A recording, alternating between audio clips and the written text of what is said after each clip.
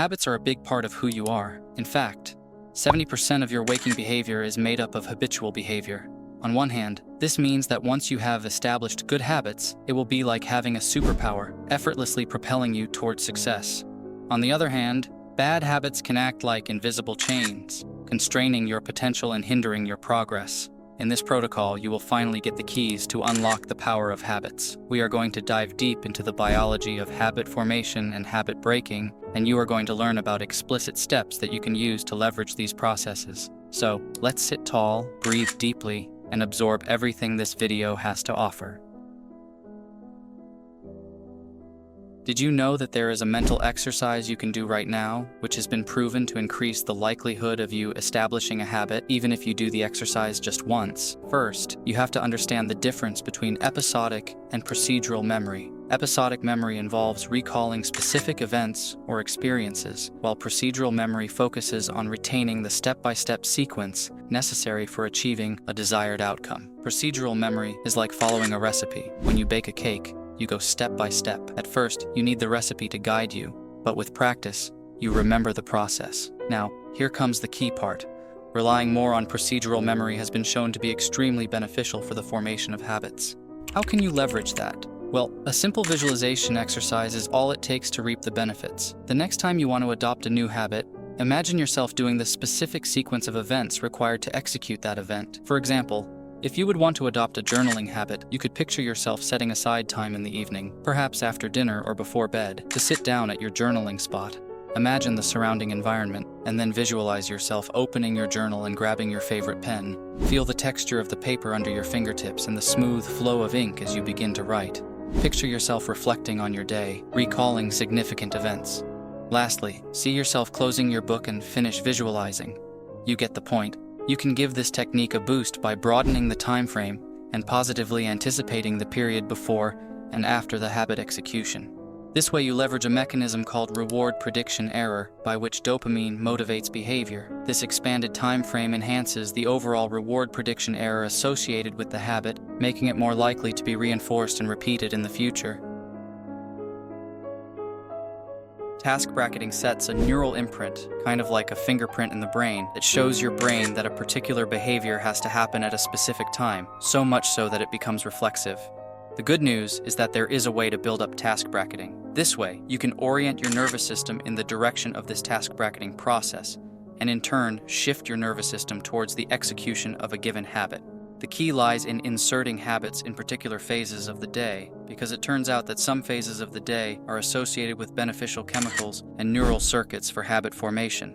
For this phased-based habit plan, the day is divided into 3 phases, with the first being 0 to 8 hours after waking. In this interval, you should place the habits, which you struggle with particularly. It is best to do these high-friction behaviors in phase 1 because of the naturally increased levels of neurotransmitters like dopamine and norepinephrine. Also, by doing these habits in this particular phase of the day, you are creating task bracketing. Your nervous system will be able to predict when you will go against high friction, which will help you immensely.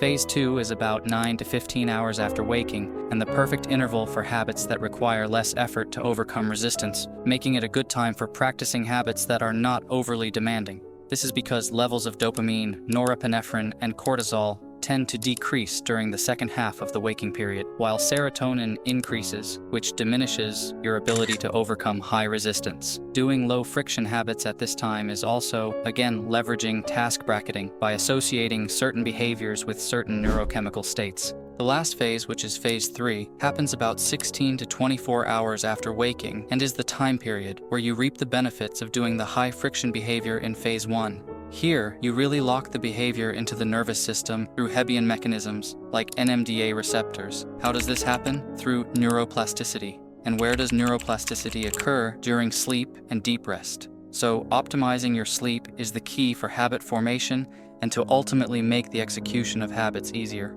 I uploaded a video about how to enhance sleep, so you might want to check that out. Now you might be wondering, if I consistently practice a particular habit during phase 1, and then transition to other habits during phase 2, eventually reaching a point where those habits feel effortless, should I maintain them in the same phase of the day? The answer is that once a behavior has become reflexive, in the best case, you should move it around randomly for a bit. This way, you can make the habit context independent, which means that it has migrated from the hippocampus, where memories are formed, to the neocortex, where they are stored, signifying that it has truly taken root.